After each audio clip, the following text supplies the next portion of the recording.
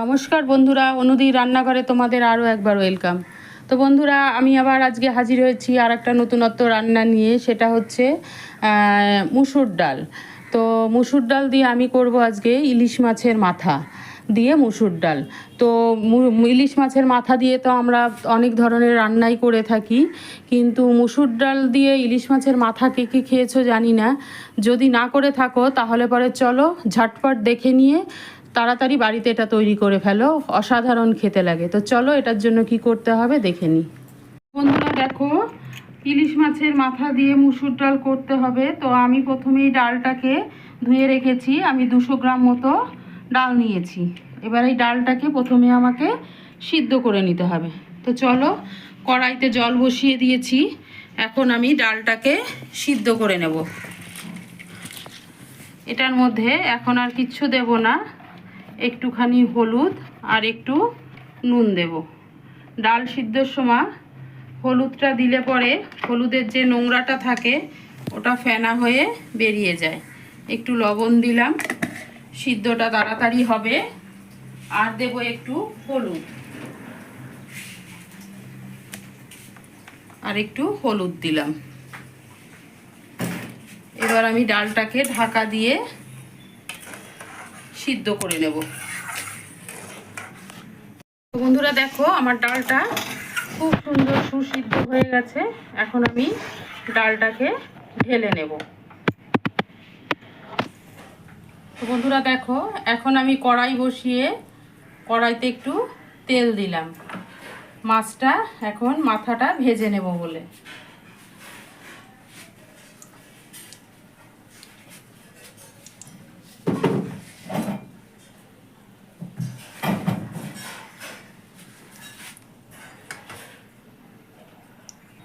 তো বন্ধুরা, আমার তেলটা গরম হয়ে গেছে। এখন আমি মাছের মাথাগুলোকে ভেজে নিচ্ছি। মাছের মাথাগুলোকে একটু লাল লাল করে ভালো করে ভেজে নেব। বন্ধুরা দেখো, আমি মাছের মুড়োগুলো একদম লাল লাল করে ভেজে নিয়েছি। এবার মুড়োগুলোকে আমাকে তুলে নিতে হবে। মাছের মুড়োটা তুলে নিলাম। এইবার এই তেলের মধ্যে আমি ফোড়ন দেব 2টো শুকনো লঙ্কা, আর দেব একটু কালো জিরে। এবার দেব একদম ছোট্ট পেঁয়াজের হাফ একটু কুচানো। তোমরা বলতে পারো যে ইলিশ মাছে তো আমরা পেঁয়াজ রসুন দিই না, কিন্তু এই মাছের ডালটাতে একটুখানি, বললাম যে ছোট পেঁয়াজের হাফ, একটুখানি পেঁয়াজ কুচি দিলে পরে টেস্টটা যেন আরও ভালো হয়। এবার পেঁয়াজটা একটু ভাজা ভাজা হলে এর মধ্যে আমি এখন একটু মশলা অ্যাড করব। পেঁয়াজটা ভাজা হয়ে গেছে। এবার আমি দেখো একটু জল দিলাম।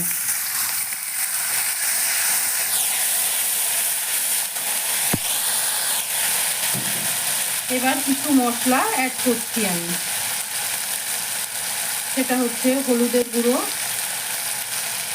লঙ্কার গুঁড়ো, জাস্ট একটুখানি জিরের গুঁড়ো,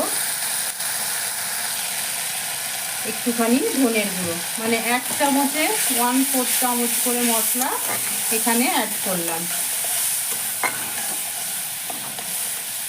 এবার দেব আমি এটার মধ্যে জাস্ট একটুখানি স্লাইস, একদম 1/4 চামচ একটু দেখো চিনি দিলাম।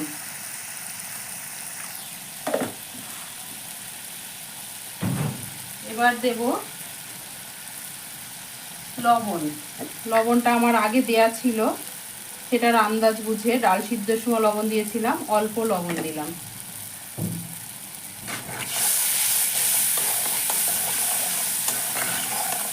এবার দেব কয়েকটা চেরা কাঁচা লঙ্কা।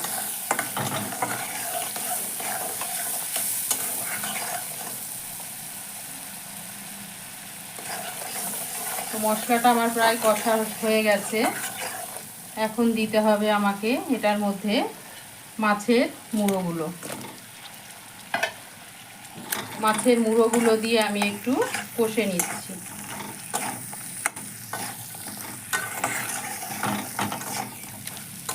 মাছের মুড়োটা দিয়ে মশলার সাথে একটু কষে নিয়ে এখন আমি ডালটাকে দিয়ে দেব।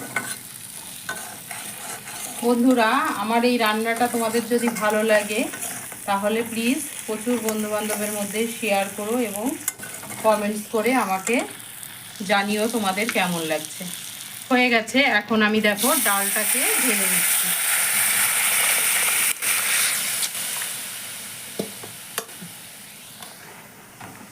এই ডালটা খুব একটা ঘনও হবে না, খুব একটা পাতলাও হবে না, এরকম থিকনেসটা থাকবে।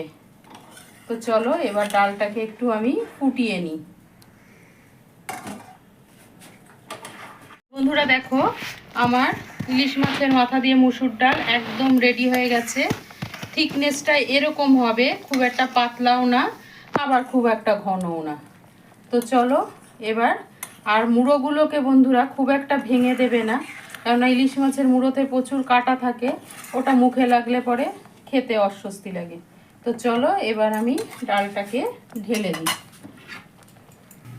তো বন্ধুরা, দেখতে পেলে আমি কত সহজে এই মুসুর ডাল দিয়ে ইলিশ মাছের মাথা দিয়ে একটা রেসিপি তৈরি করে ফেললাম। তোমাদের বাড়িতে যদি গেস্ট আসে বা কোনো অনুষ্ঠান বাড়িতে, এই রান্নাটা কিন্তু খুব সুন্দরভাবে জমে যায় এবং খেতেও এত অপূর্ব হয়, তোমরা রান্না করে খেয়ে দেখলেই বুঝতে পারবে। তো বন্ধুরা, আমার এই রান্নাটা যদি তোমাদের ভালো লেগে থাকে তাহলে প্লিজ প্লিজ প্লিজ প্রচুর লাইক করো, কমেন্টস করো এবং শেয়ার করো। এবং যারা এখনও সাবস্ক্রাইব করোনি প্লিজ একটা সাবস্ক্রাইব করে দিয়ে আমার পাশে থেকো। সবাই ভালো থেকো, সুস্থ থেকো। আজকের মতো এই পর্যন্তই, আবার অন্য দিন দেখা হবে অন্য কোনো রেসিপি নিয়ে তোমাদের সাথে।